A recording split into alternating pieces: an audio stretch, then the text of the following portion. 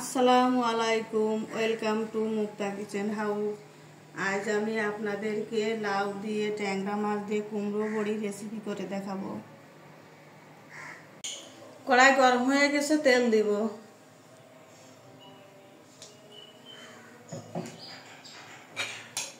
প্রথমে কুমড়ো বড়িগুলো আমি লাল করে ভেজে নিব। কুমড়ো বড়ি লাল করে ভেজে নিয়েছি, তুলে নিব। তেল দিয়ে নিব।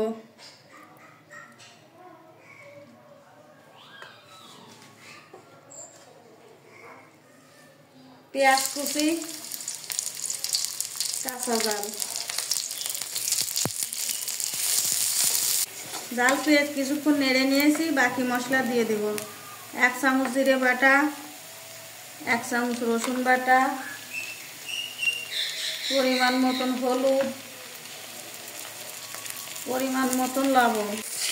মশলা কষিয়ে নিয়েছি, ট্যাংরা মাছ দিয়ে দেব।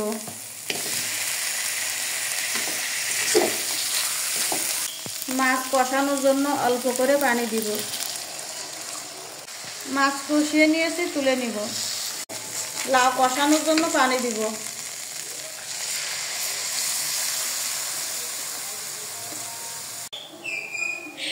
লাউ দিয়ে দিব। লাউ 2-3 মিনিট ভালো করে কষিয়ে নিয়েছি। কুমড়ো বড়ি দিয়ে দিব।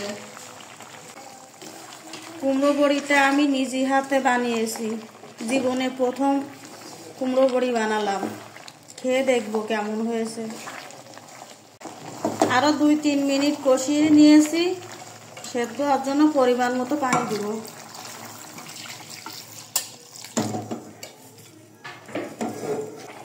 লাউ অনেকটা সেদ্ধ হয়ে গেছে। ট্যাংরা মাছ দিয়ে দিব। টমেটো দিয়ে দিব।